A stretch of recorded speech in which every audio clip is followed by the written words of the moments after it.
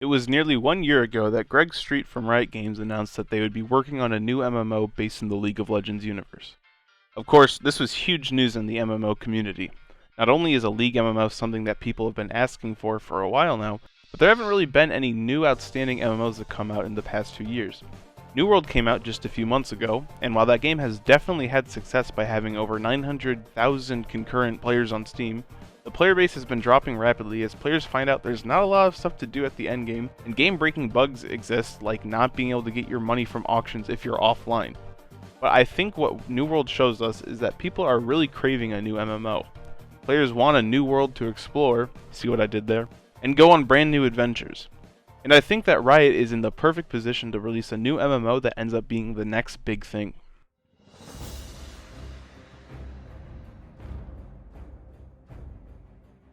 To start off, I think that League of Legends universe is one of League's strongest traits as a franchise.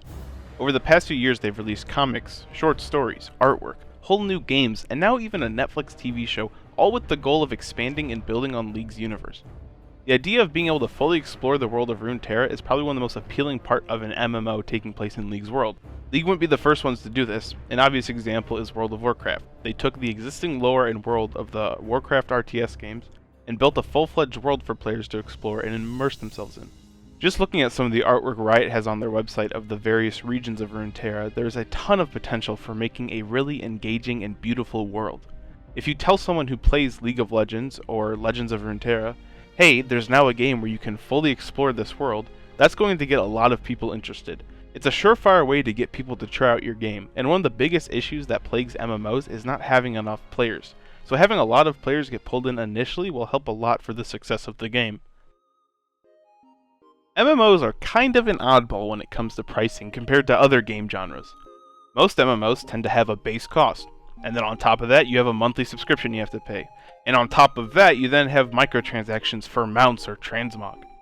And while plenty of players are fine with paying for all these things, you can't deny that it can be a harsh barrier to entry for a lot of games.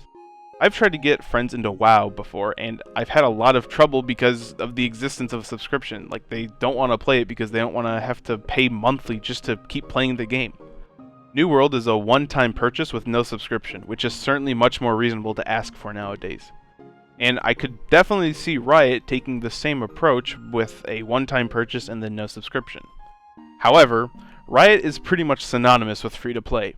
League of Legends was one of the first well-known games to make a free-to-play model that wasn't pay-to-win, and every game they've released since then has been completely free-to-play as well. I think it's very possible that even their MMO will be free-to-play with microtransactions for cosmetics. The combination of League's interesting world mixed with the game being free-to-play will mean a ton of players will decide to try out the game. It's like fishing. Free-to-play is the bait, and then an interesting world and story is the hook. And then finally, to reel them in and catch them, you gotta have... Now, obviously right now we have no clue what the gameplay will look like for the League MMO. But the game is being directed by Greg Street, who formerly worked on WoW as a game designer and was even the game director during the Mists of Pandaria expansion. Street has already said a few things that alluded to how the game might play. For one, he said they definitely wanted to make raids as endgame content. But he also said once that not everyone may like the game, which, I mean, that's just kind of how making games works. Like, not everyone's going to like it. But I think if they have a specific vision for the game, they should definitely try to achieve it. I think games in general that try to appeal to everyone tend to fail to get anyone invested in their game at all because it really isn't good at one thing in particular. Wow, so it sounds like this game could be really amazing, maybe even a masterpiece, and maybe one of the best MMOs ever. Well, while I am optimistic that this game could do well, I do foresee a lot of ways in which Riot could fall flat. I mentioned earlier that Riot has had plenty of comics and short stories that have been expanding their world. Well, these are all external mediums. We have yet to see how they will actually tackle storytelling in-game. The only thing we have to go off of right now is the Ruination event from League earlier this year, which, if you don't know, the Ruination was supposed to be this huge event. The Ruin King was this character they've been hinting at and building up for years, and this event was finally going to show off all that they've been building up to, and then it came out and it was just lackluster. Not only was the story told through a visual novel-esque format in the client, the story itself was also all over the place. Some characters had inconsistencies from their pre-existing lore, and Overall, players were just incredibly disappointed with how the events played out in this story.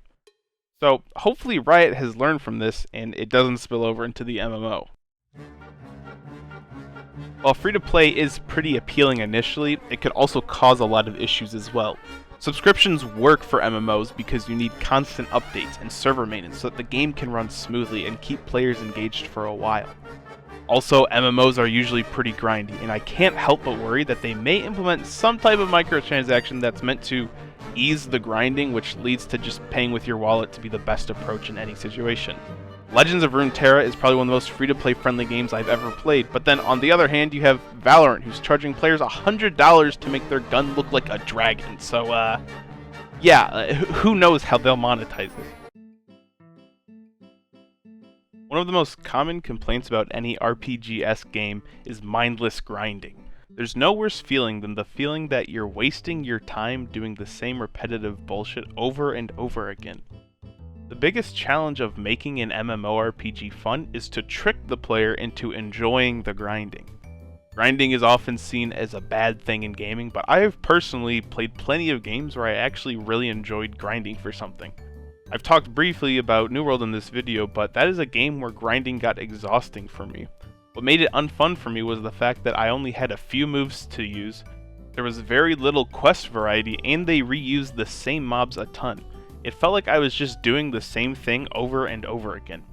And that's the biggest issue in these kinds of games. Variety. You need different types of content and different ways to approach a situation. Otherwise, you're just sitting there doing the same shit endlessly. I think that Riot's games have all been pretty fun so far, so hopefully this is an issue that they can avoid. Overall, I do think that Riot could pull off making a really impressive MMO, one that would become insanely popular. And I really am excited for it, and it has a lot of potential. Until they announce that it's just Genshin Impact with League characters. Oh, hey look, I got a 5-star Teemo.